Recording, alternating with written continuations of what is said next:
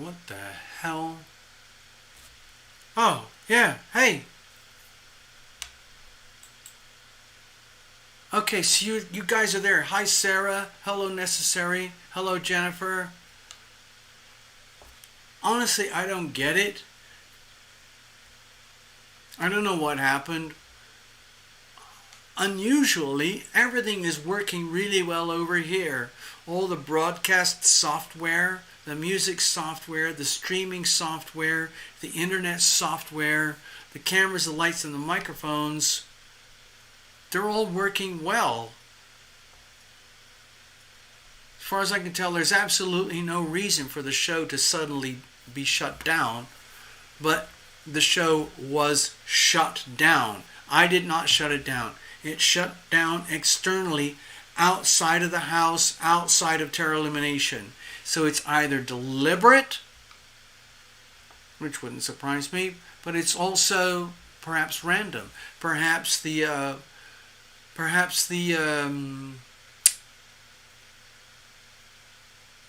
platform is overloaded with live streamers. Thank you, Necessary. Yes, this is the Terra Illumination Library. This is where I keep all my astrology books. This is where I keep all my tarot books. And this is where I do my readings. Yeah, Let's just say it's the internet. Okay, thank you, Necessary. It's just the internet. Thank you very much. Okay. All right, Jennifer, where were we? We're still here. Jennifer, you're still here. Good, thank you. Phew. So what I was trying to explain here is that with this underlying energy of the Page of Cups, to me it feels like you're coming from a position of innocence where really all you want to do is belong.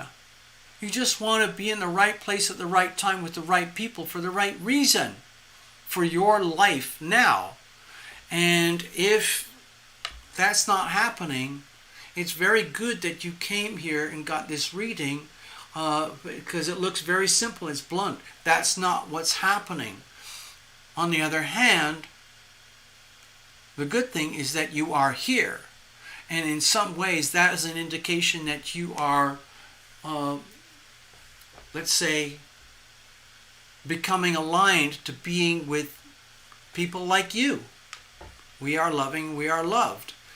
And what I think before I got shut down, I was saying we are loving, we are loved. And hello, Sarah, over there. In Benghazi. Hello, Sarah, I see you. I can't do any more readings tonight. I'm going to be wiped out. Hello, Sarah, and hello to your sister, okay? Anyway, so the point that I was trying to make here is that, it might not make any sense in terms of your ego, like be loving, be loved.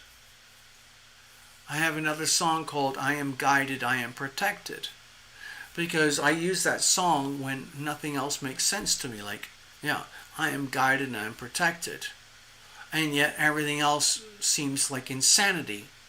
But then when you remind yourself, oh yeah, wow, I really am guided, I really am protected, and you acknowledge that and you know that, then it kind of doesn't matter what happens to you personally. Like if you feel affronted or your ego is insulted or you're not as satisfied or rewarded as you feel you might deserve, like you were saying in your life, your whatever it is, your pizzazz, your oomph. I can't remember what your notes said. But anyway, so if you have a Cancerian sun, you have a really beautiful excuse to like grieve about the past, anything and everything that failed and that where you lost. Like you don't like the Cancerian energy would naturally be compassionate, caring, and loving anyway, and yet, what about me? How does that work for me? It has to be reciprocal, doesn't it? Yes, you deserve to be loved. Being loving anyway, be loving anyway, be loved. The show is not over, okay, Jennifer? With the Five of Cups, yeah, there might be a lot of pain about what's not working in your life, but the show is not over. Right now, it looks to me like it's a question of understanding the bigger picture. Just imagine like you are a mother, and you have a difficult child. You gave birth in a very loving situation. I'm just using this as an example, okay, as a storyline. Jennifer, let's just say you had all the best of intentions, either with business or family or love or relationships or career, and you came into it with full openness, loving innocence, okay? And let's just say you got married or something and had a kid, and the kid is born autistic or crippled or with some kind of impairment. If you are loving and you are loved, then you would embrace the child anyway. And some people would go like, "Oh, I didn't want this little cripple. Ugh," and you start to treat it like a nuisance, and I want to put it up for adoption or whatever. And so the energy of like be loving anyway. I want to go back to that book. Was it you, Jennifer, who read that book? I can't remember. But anyway, I was advising or recommending people to have a look at this book. It's called The Road Less Traveled.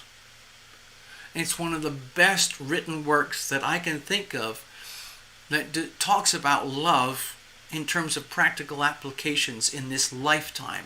It's not from spirituality or gurus or, yogis or anything. It's just like, what does love look like in their day-to-day life? Being loving, being loved. Chances are it's very inconvenient, messy, and sometimes unrewarding. But you are loving anyway. In other words, let's say you gave birth to this child, and this little child is crippled. And from the loving perspective, you would embrace the child and say, like, you're a child of love. You were born and conceived in love. And this is how it is. I love you anyway. I love you even though you're crippled. That's all right. Don't worry about it. We'll keep going. And then that child knows that child knows that they are loved. He or she is loved.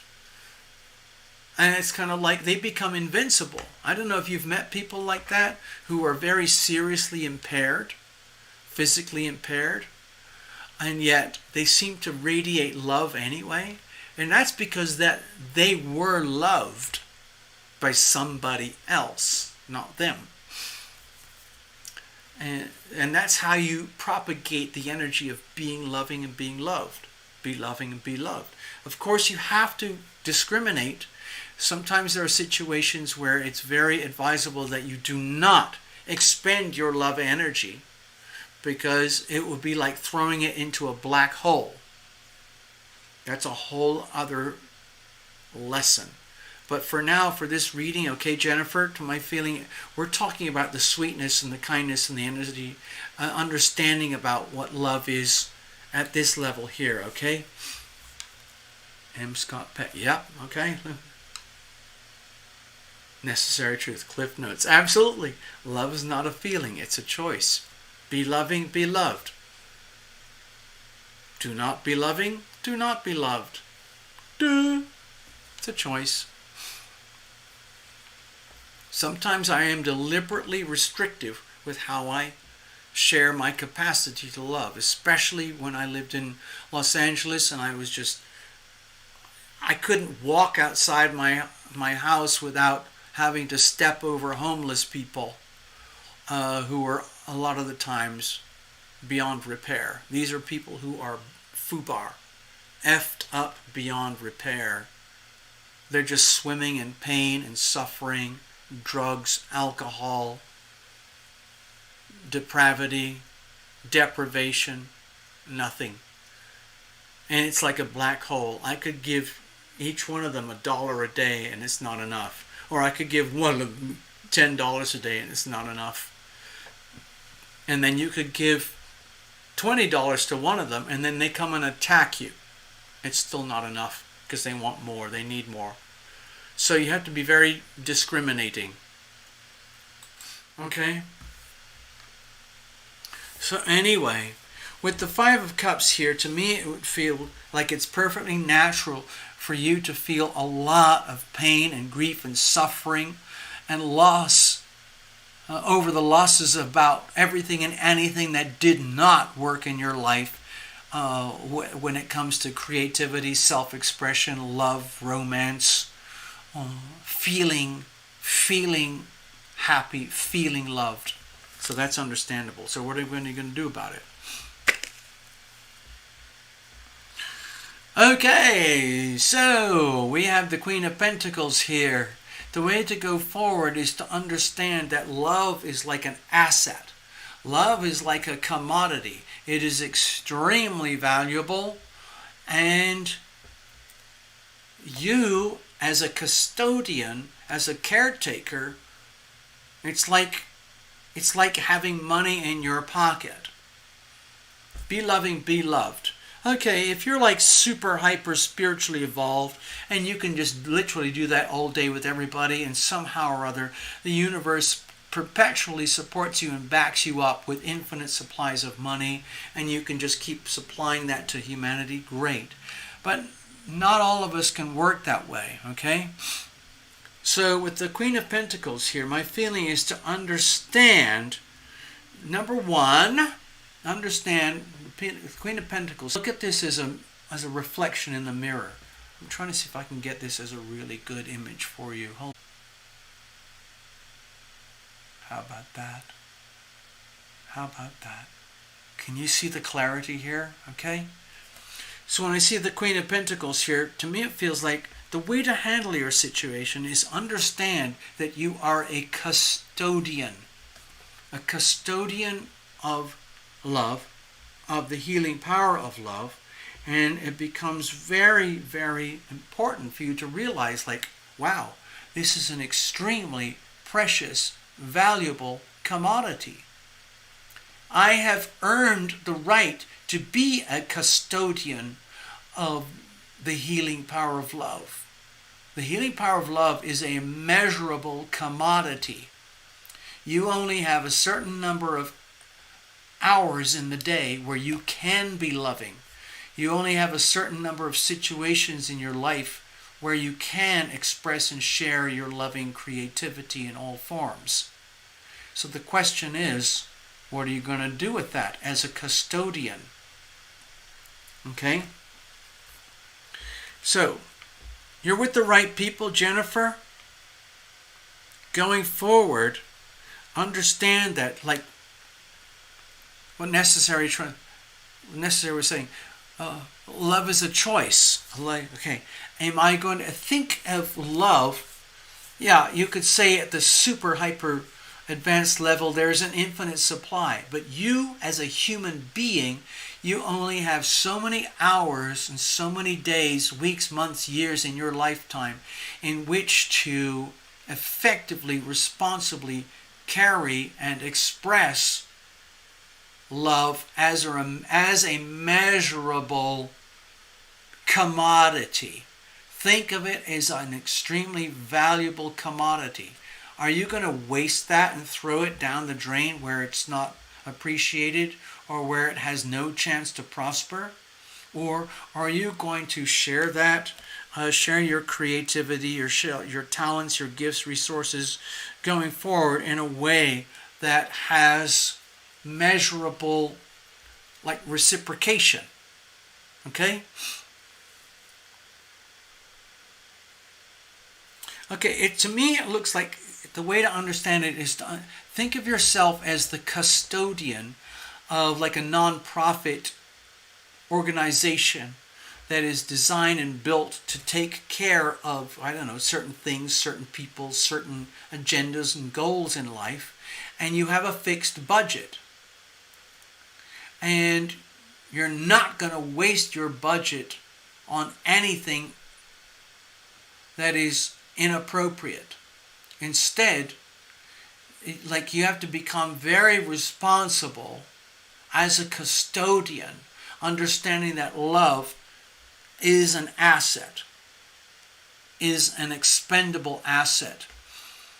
And you only have so many hours, days, weeks, months, and quotas available to you that can be expended. So what are you going to do with that? It's like having to be very responsible with your finances. Your finances are your finances. They are what they are, for better or for worse. Like if you are a multimillionaire heiress, you have to work with that. If you are at the very bottom of the economic ladder, then that's what you have to work with. If you're somewhere in between, then that's what you have to work with. It's the same thing with love. It's the same thing with love as an energy, energy management. Energy in, energy out, energy expended, being loving, being loved. There has to be equilibrium. You can't just simply throw everything. It would be like you just showing up at one of these incredibly pitiful, painful, tragic homeless encampments in Los Angeles and then just giving them all your money and realizing that, wow, in the end, that was a complete waste of time, because that money would have been dissipated very quickly, and then you're left broke with nothing, and then the recipients, all they did was expend it without any understanding.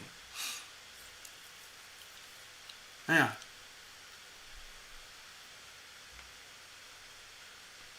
So, Jennifer, I hope this helps you. My takeaway from this reading is that you're with good people here, and we would love to follow up with you. I would love to follow up with you. I love to do personal, intimate, one-by-one meetings on my personal Zoom. They're not cheap, but they're not expensive either. They are what they are. I think they're very fairly priced. So, and I do those regularly. I've done thousands of readings for people.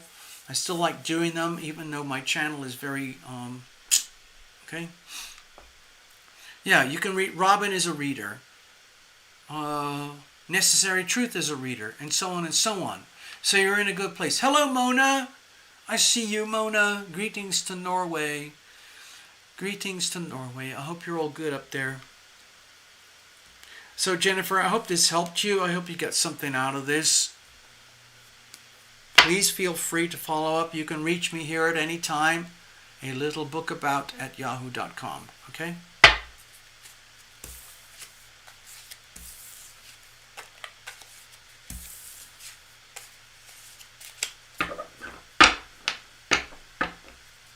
Thank you very much, everybody.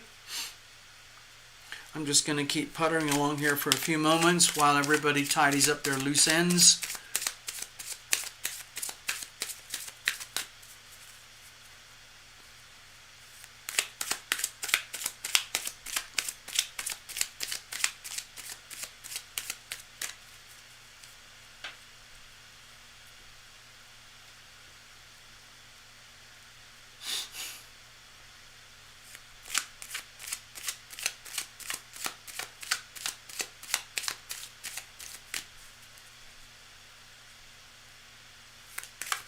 I'm going to play a little song called The Blue Light.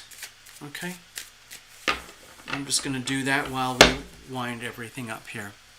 Hello, Flamekeeper. Her name is Stacy. Flamekeeper, the show is just over. We're just wrapping it up here. I'm going to...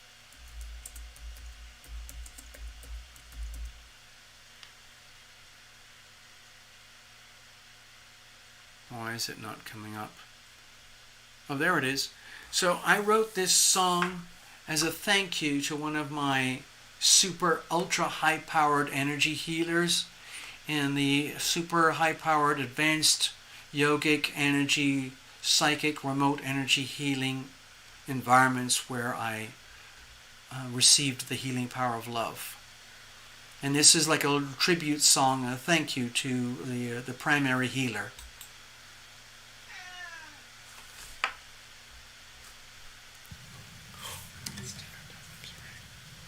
Hold on, I got the wrong button. Give me a second. How am I going to get out of this?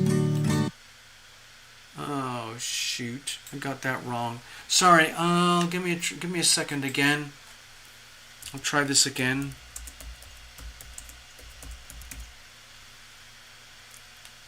I needed the MP3. Where's the MP3? Come on, people. Try this. So let's try this.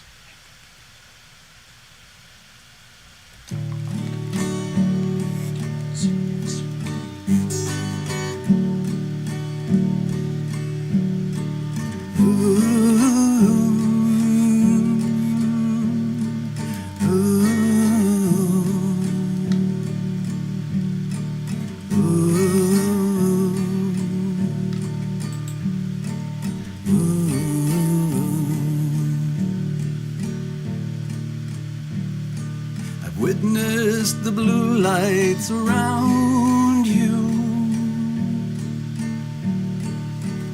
mixed with gold and turquoise surrounding you, pouring down on you like a shower that you shared with us for an hour. And though sometimes it feels like it's fading, I know you won't let it all disappear. Your love is the essence, it burns incandescent. Your love is a lighthouse, my dear. Your love is the essence, it burns incandescent. Your love is a lighthouse, my dear.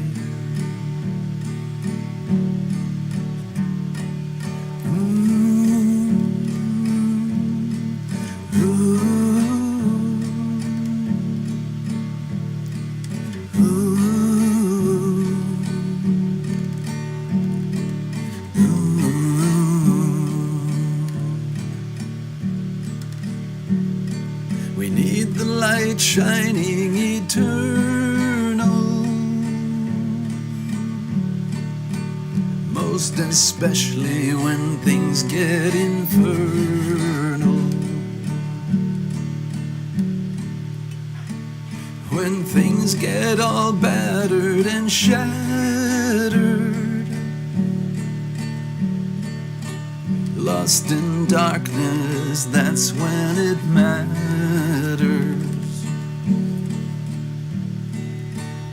And though sometimes it feels like it's fading, let it all disappear. Yes, it burns incandescent. Your love is a lighthouse, my dear. Your love is the essence, it burns incandescent. Your love is a lighthouse, my dear. Your love is the essence, it burns incandescent. Your love is a lighthouse, my dear. Your love is the essence, it burns incandescent. Your love is a lighthouse, my